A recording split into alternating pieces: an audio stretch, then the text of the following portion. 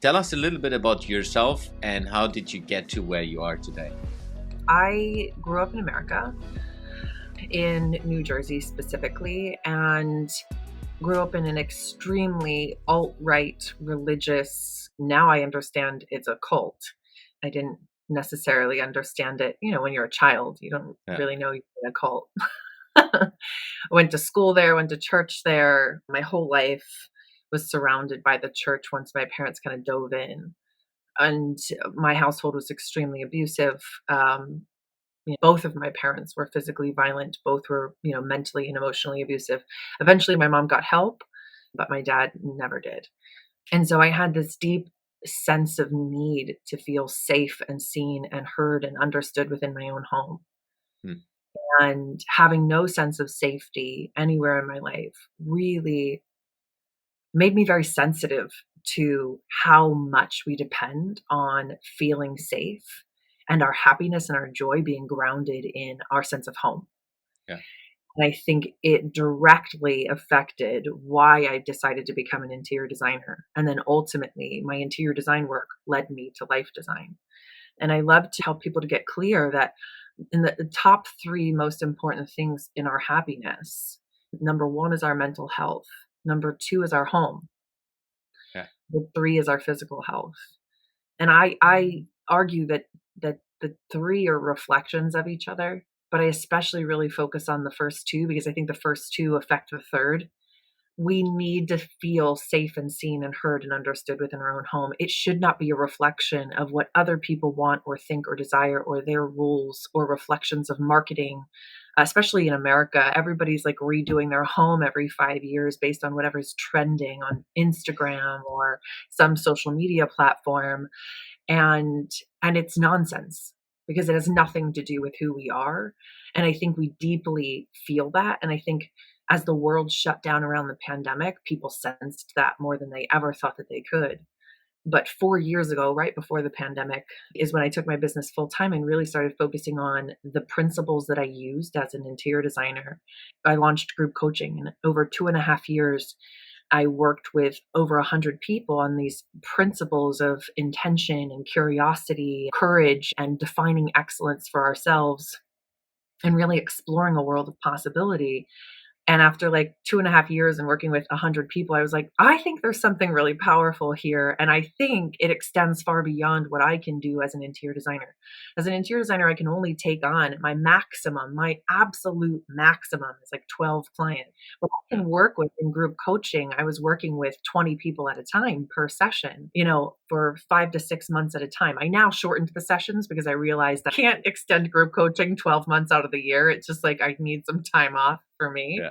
Yeah. But I loved it so much that I did it like nonstop for 2.5 years.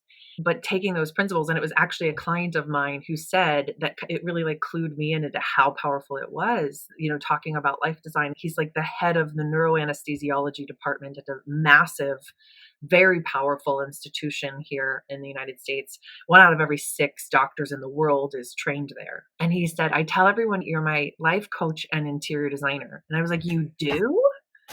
Oh my God.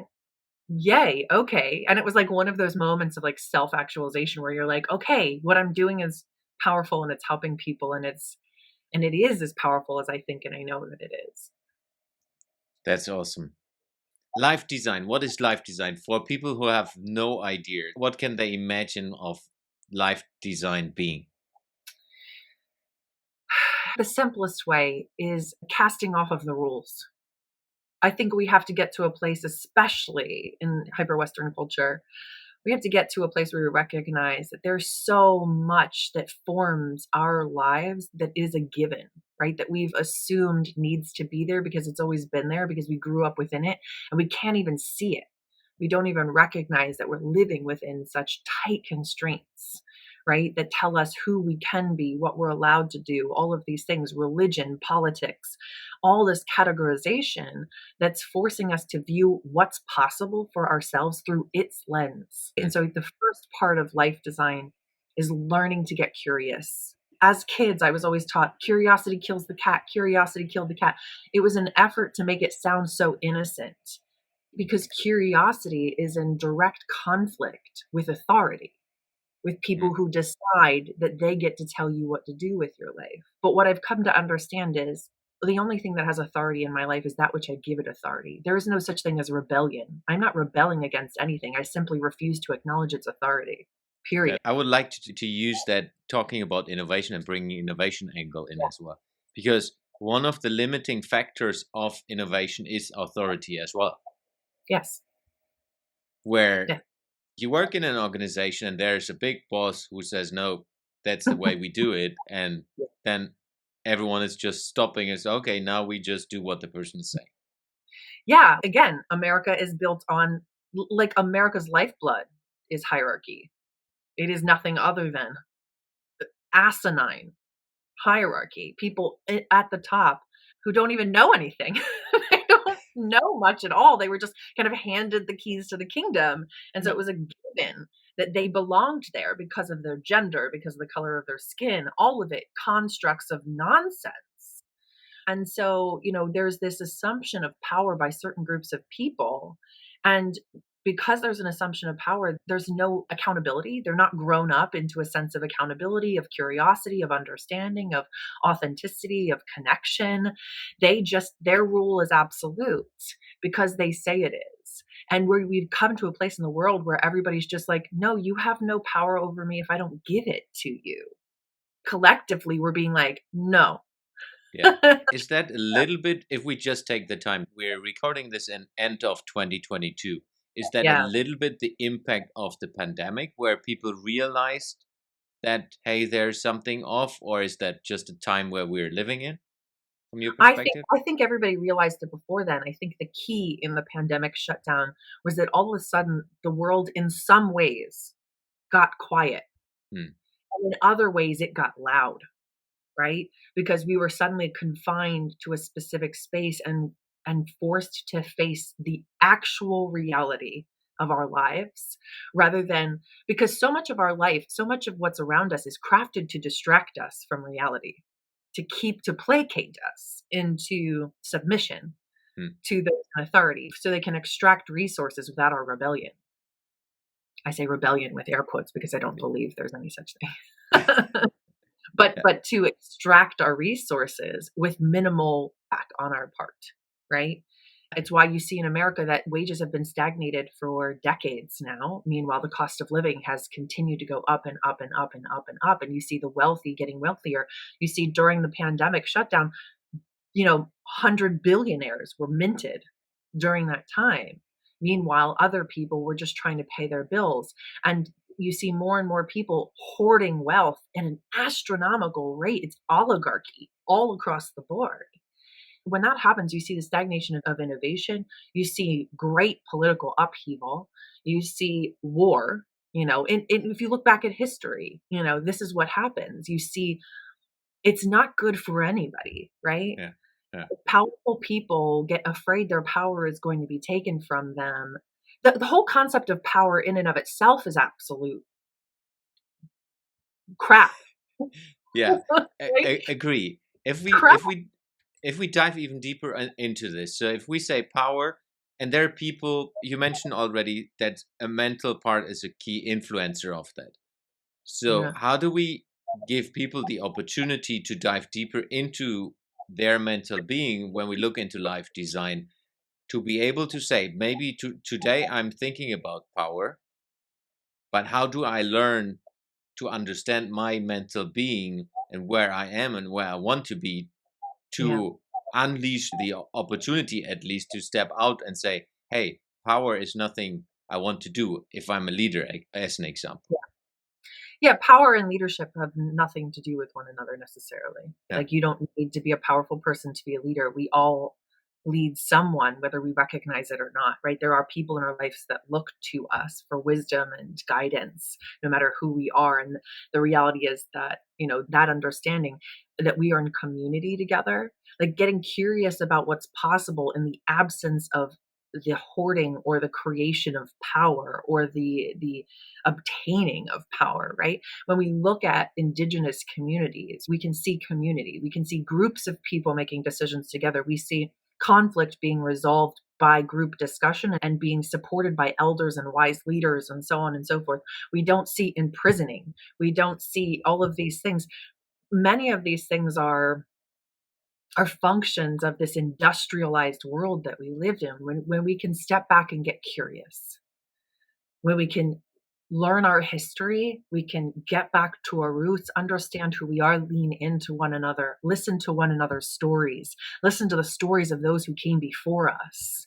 There was so much beauty in that way of living. I'm not saying that we have to abandon the contemporary world and go back to living without electricity or any of those things. I'm not saying any of that. I'm not Yeah. saying extremism one way or the other, but what I am saying is that there's there's a way to move forward while looking back, learning things from the past, and recognizing that if we don't know the past and we aren't curious about what's possible for ourselves, and we don't find the dovetail between those things, we are doomed to repeat the lessons of the past over and over again in more and more painful ways, because technology keeps moving forward and we keep not learning the lessons of the past. And so technology keeps forcing us to learn those lessons over and over again in ever more painful ways. If we use the doctor you mentioned, and you as the life designer and interior designer for that person, how did you help this person to understand going into that steps? And that's maybe related as well to your group coaching, what you're doing. How do you help people to step into that space? There's a really powerful thing that happens in group coaching, and I learned this. I was a semi-professional salsa dancer for 4 years, performed and competed in my late 20s and my early 30s. There was like 3 main groups of people. There were the people who only took lessons, private lessons, one-on-one with the director of the dance studio, right? And those people learned, but they didn't learn that quickly. And they usually tended to be a little bit more insecure about sharing whatever they did learn with anyone else around them because they learned it in an encapsulated environment. Then you had people who took group lessons. And in group lessons, everybody changes partners. You change partners Yeah. 3 times with every new move made or learned, every new move, right? So in an hour lesson, you've gone around the room multiple times, danced with everybody, probably a dozen times. Every new move, you're dancing with 3 different partners. So each time you're learning something new, you're having that conversation, right? Because dance is just a conversation between 2 bodies. You're Hmm. having that conversation with 3 different people and seeing how it was translated by each person. And those people learned a hell of a lot faster. And then you had people who not only took the group lessons, but then went out dancing afterwards. And they applied that knowledge into the real world right away. Yeah. And those people learned the fastest. I think of group coaching the same way. Yes, you can hire me to work with you one-on-one, but when I see the transformation the quickest in people's life when we have conversations in community together, when we can see and hear the way that each other has interpreted the same information. Because we're getting the same information, but each one of us has a unique perspective on the world and a unique set of stories that we're filtering that information through. And then when we can have that discussion, how did each one of us interpret this piece of information? Because when I conduct group coaching, it's not just, we're sharing and everybody's in group. It's something I ask everyone who is part of group coaching to commit to is sharing. They have to share at least once throughout the conversation. Yeah. Doesn't have to be profound and it doesn't have to be long-winded, and you're capped off at 2 minutes anyway because there's 20 people that need to share for Yeah. each aspect of the conversation. But by every person being heard, each person's voice is valued, right? And each person gets to hear that their voice and their interpretation is part of a greater conversation and is valuable, because then they get to hear how other people took in not only what I said, but what they said, right? And so this beautiful chorus of conversation is happening, and we learn from the way each other interprets and the way each other understands and through each other's stories. And so that for me is what's so powerful about what I do and how I choose to do it. And the same thing happened for my client who was a doctor. I came into his house and I had a specific interpretation, and then I brought my team in, and there was 8 of us in his house at the same time and taking in all that needed to be done. And I was able to cast the vision, Hmm. and then each person was able to say, you know what, I really have my own interpretation of your vision for this aspect of the house. Can I take this on? And so that is how I'm able to tackle my interior design work in the same way that I do group coaching, is that we're doing it in community and we're doing it together. Are you always combining the interior design part, or is this separate when you talk about the group coaching, or is it an Yeah, integral group part? coaching, yeah, typically, actually, there's no crossover. Yeah, So, typically, my clients who hire me as an interior designer, if they're working with me through coaching, typically, they end up hiring me just one-on-one. yeah, yeah. They're I'm just working with them privately in their home, and then I'm doing interior design work for them as well. People who engage with me through group coaching have hired me as an interior designer later, Hmm. but typically, they're not going on at the same time. It's interesting how that dynamic kind of has worked. It's quite interesting as well because you said the mental part and the home part are connected, and then the physical part comes after that. So there Yeah. is always, and I've worked in one of the most famous home furnishing companies in the world. Yeah. Yeah, you So told me.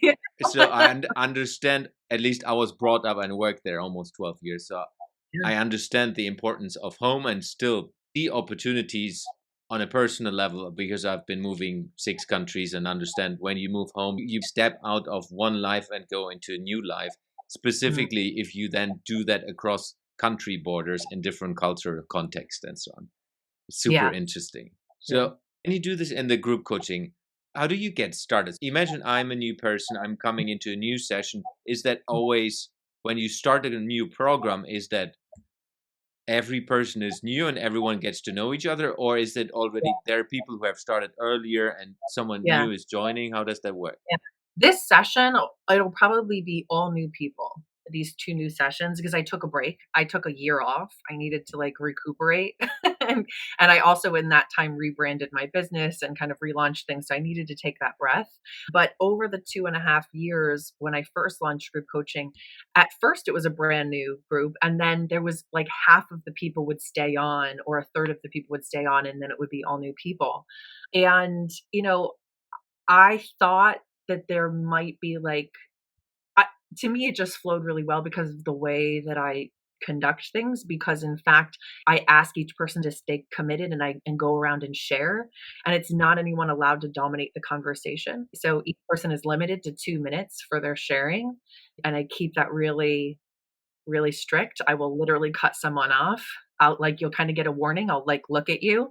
You'll get a warning, and then if you keep going, I will literally cut you off, because there's a need for everyone's voice to be seen as equally important. But in so doing that, it creates equity in the conversation, not just equality, but equity, equal investment Hmm. in the conversation. And so, in so doing, it really levels the playing field and allows everyone to see each other and feel one another as equals and know that one another are equals. And it really creates a sense of community really quickly, actually. It's just the way I chose to do it, right? Yeah. From the beginning, like, I want everyone to share, and it doesn't matter what you share. Whatever you share is valid and important. It is you, and we want to see you, and I want to see you, and I want you to know that you're safe here. And so there's, like, you know, an understanding I send out to everyone ahead of time. No conversation that is had in coaching is to be had outside of coaching. You're not allowed to ask permission of someone to share their story with someone else.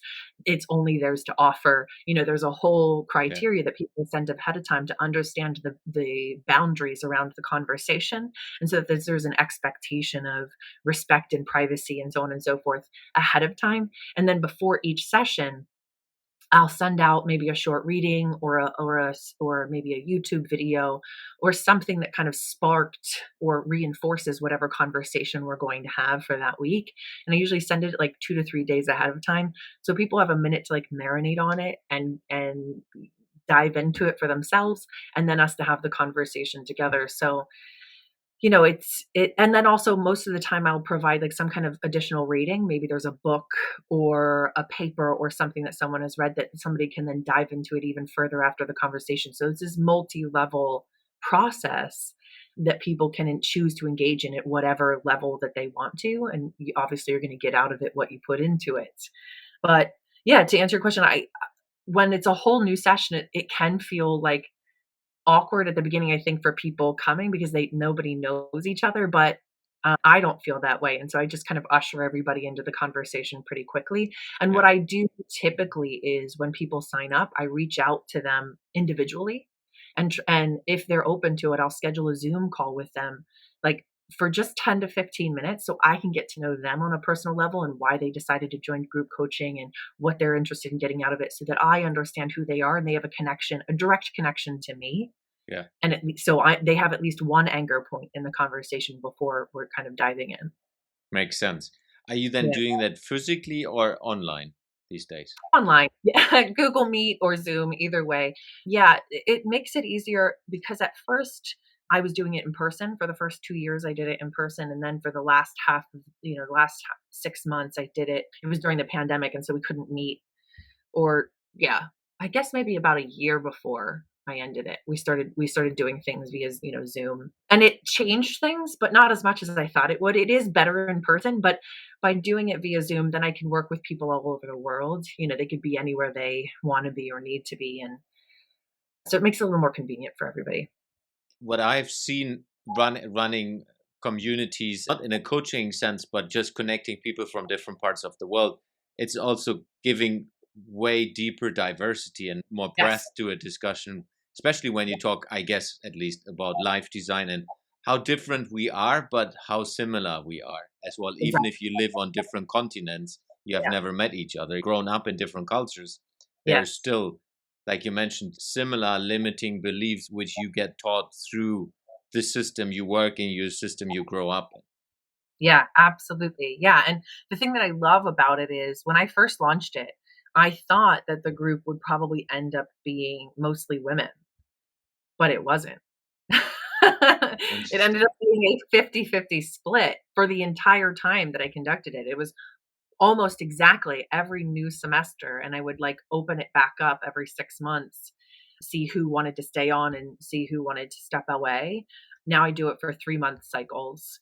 Each time, it was almost down the line, 50% people who identified as male and 50% people who identified as female or as non-binary, or so it was like this interesting, beautiful, representation, and also, like, ethnically different, and, some people were from all over the world. One person was from Venezuela, a couple people were from Nigeria, like, all these different backgrounds, yet we were able to have these, like, beautiful conversations grounded in what connected us. One of the profile topics I found about you, Yeah, and your headline says, "Here to be myself in all my glory." yeah. That's one of your introduction pieces in the podcast connection platform. Yeah. How did you get to that state that you say, "This is who I am. This is what I'm representing"? I think I just got can I say bad words, Jen? Yeah, you are welcome. I think I just got to the place where I just said, "Fuck it." Like, there were so many rules placed on me by so many people, and I just started to see that the rules had nothing to do with me. They had everything to do with the other person's fear Yeah. of who they were and who they allowed themselves to be and how they were perceived and whether or not they felt powerful in a moment. And I was just like, "Fuck all of it. I am here to be me. I'm not here to make you happy or you happy because I'm always going to piss somebody off. I'm always going Yeah. to make someone uncomfortable. And you know what? I'm going to stop paying attention to whether or not I'm going to just focus on my life being one that I am, and I am, you know, beautifully and intentionally living my life, capturing nuance in moments and connecting with different people from around the world, experiencing different cultures and different things around the world, and really diving into the whole world of possibility. And I'm going to do so from a place of not exerting myself over others, but just letting myself take up space without taking it away from other people. That's the beauty of intention, is that we get to understand what's meant for us and what's not meant for us. And we're not sitting here in a power struggle taking from other people. We recognize what is meant for us and we release the rest because that's meant for other people. And we also understand that each one of us, everything we do has a ripple effect into every other living being's life, every other living being's life. And when we recognize just how powerful we truly are, just in that, we don't need to take away from anybody else. We should be spending the rest of our life wondering how we actually sit with that reality, that we are powerful beyond measure just as we are. Love that. Because when I work with organizations as a coach, as being the leader or manager who is helping people inside of the organization, One of the Yeah, things I have seen, and what it's as well what I've learned as an educated coach, is a lot of things that you reflect today are parts of your past. of course. So being yourself is always a reflection of your past, but in that moment. And some are better off in the way that they truly understand it, linking that to your glory, which is truly understand that I can be who I want to be, and I don't need to be someone else because of someone else asking me or reflecting to me to be someone else. Exactly. Yeah. I think it's interesting. Like, at any given moment, we have to understand that the way we perceive the world is unique to us. The rest of the world doesn't see the world the way that we do. Yeah, Only we do. And then when we can sit with and understand that, we can understand why different people react to the world in different ways than we do. And then we can sit with and get curious about why they react to the world in which they do. And we can begin to understand their perspective, which expands our own perspective and changes the way that we can connect to the world around us and makes us understand the difference between leadership and being power hungry or, demanding or being authoritative, because people want to follow a leader. They want to follow a leader. They yeah, People will willingly, because they know they can trust you. That's the difference. A leader is trusted. People know they're safe with you. You've established that even when you mess up, even when you fuck up, because you do as a leader, like there has to be an understanding that as human beings, we constantly mess up, right? That's just the reality. We're human. that's part But of the learning process. yeah, and if you're not messing up, you're not learning anything. And I'm scared for you, right? Like, I'm genuinely scared for you as a human. So the thing that differentiates is that you have people who manage people who are authoritative, and they've decided they're an expert. They don't need to learn anything. They don't need to know anything more. They know, and they're the authority. And then you have leaders who are constantly curious about the world around them. They might make mistakes all the time, but it's how they manage, how they deal with and own up to their mistakes, and how they choose to learn, not just from the mistake, but learn so that they aren't going to make that mistake again, and seek accountability in moving forward, and so on and so forth, that people know that they can trust them and then choose to follow them, as opposed to the person who stands on the mountain, plants the flag, and says, "You have to do what I say." Yeah, agree. The huge difference. There's a chasm between those two things. That's at least my opinion. That's where we need to get back to, because I Yes. think there have been times in history as well where a lot of leaders have been like that, and then Yeah. now we're in a world where a lot of leaders have been chosen to be successful or be, let's say, climbing the ladders of a lot of large organizations where it was more about the power, the hierarchy. And you have mentioned that already about the US. There are a couple of countries, one of the countries where I grew up in, which is Germany, where this is as well very much still the case. But then I've had the chance to live in Sweden, where this is the Yeah. opposite, where it's more Yeah. about, it's less about hierarchy. It's about truly connecting to each other and trusting each other. Just from the get go, you are already kind of seen in a completely different way. It's fascinating. Yeah.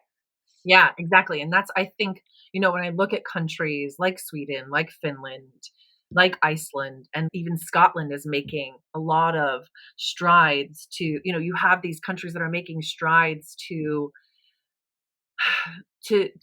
reconnect with their own humanity, Mm. right?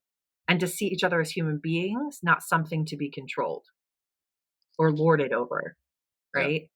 And that each person, like when we this is why I'm so passionate about what I do as a life designer. When we recognize how powerful we are as human beings individually, we recognize how powerful each one of us is. It's not all of a sudden this ego trip, right? When you realize how powerful you are and how everything you do affects everyone around you, you suddenly realize that that's the same for every other being on this planet, every single thing. We are all so intricately connected that the minute we recognize that, it shifts everything. And we can no longer desire to have power over anything, because the, we the, understand that it diminishes its light and its ability to affect everything around it to the way that it needs to, the way it was born to, the way we're born to.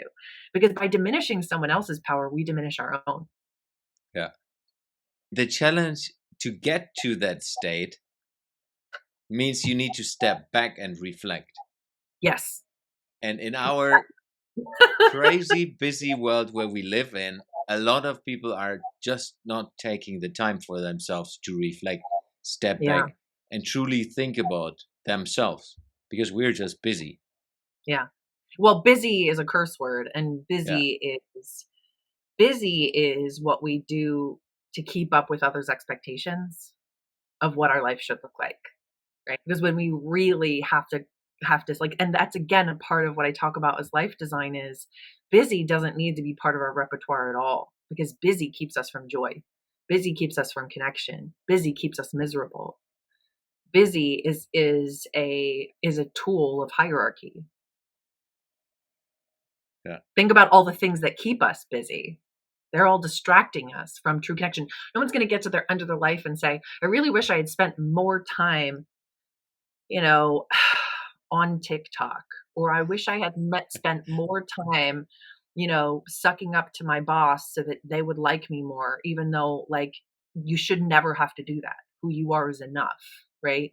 If your boss can't recognize that, well, I know we don't always have the right or the ability to like just leave a company, but we certainly don't need to spend our time trying to convince that person we're great.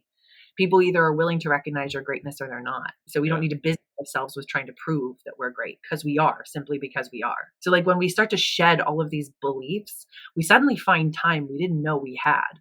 And busy doesn't exist anymore because we don't want it to exist. We want to truly connect with ourselves and with one another. So, you know, I know it can feel like making time to be involved in group coaching is something you just don't have time for, but you don't have time not to make time for it Yeah. because you will find so much more time in your life as you start to shed all of these beliefs that are keeping you busy. I was just listening the other day to a podcast episode was focused on entrepreneurs and startups, and it was about investing. And one of the Mm, main things of a very, very, very successful entrepreneur and investor was the number one thing you need to invest in is into yourself. mhm. It was not about how do you invest into your startup and Yeah, get millions, and it was invest into yeah, yourself. That's the number one thing. 100%. Your business will not grow if you don't. Yeah. Business is a reflection of who you are, just like your home is. Everything we create is a reflection of who we are, our beliefs about ourselves, and our beliefs about the world around us. So if we aren't investing in learning more, in not just more expertise in what we already know, but literally gaining deeper understanding of the world around us, a more complex and nuanced understanding of the world around us, our business will not grow because we haven't. Yeah. It's that It's simple. I see that with myself as well. So Yeah, I me too. sometimes you have these times where you're not 100% well, you just crunch it. And Yeah, he's like, yeah, I'm powering through it. And you know it's the wrong thing. I yeah. was I was just having this moment yesterday where I did another 14 hours day and was like, oh man, Oh, that's too wow. much. It's not good at Yeah, all. And I know it's not good. yeah. And then I just this morning I was just turning off the alarm clock at 5 a.m. So normally I'm getting up at 5, and it was like, fuck it. I'm not getting up now. I'm taking care of myself and sleep 2 hours longer until my Yeah, daughter wakes up. good, good. Yeah, you need it. I think, there's so many people who like latch on, and I think we feel like we need to latch on to these founders' stories who they just like preach from the mountaintops. I got up at 4 or 5 a.m. every day, and that's how my business became successful. That's not how their business came successful. They were born into privilege. Yeah, most of the time, true.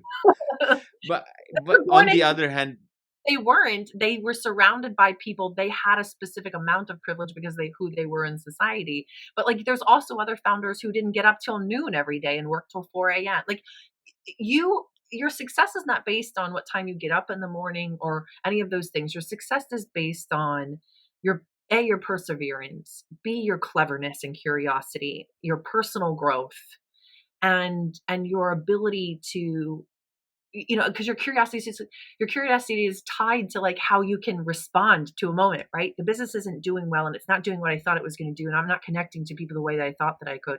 Well, maybe maybe the reason I got into business, or maybe the reason I chose this particular line of business is because I thought it would be profitable, not because it's actually connected to me, right? Yeah. And so getting curious about what's actually connected to who you are and will actually allow you to pivot the business, get closer to what's really powerful inside of you, and it will automatically become profitable because it's connected to who you are, right? And these shifts are necessary as you grow a business. And as we change, so does the business. And it has to necessarily. So, like, all of these things are just so intricately tied together. Yeah, it's if you just follow your passion and what you truly believe in and your, let's say, vision Yeah. perspective, it's always going to be more successful than if you just go after the money. Because you'll 100%. find community.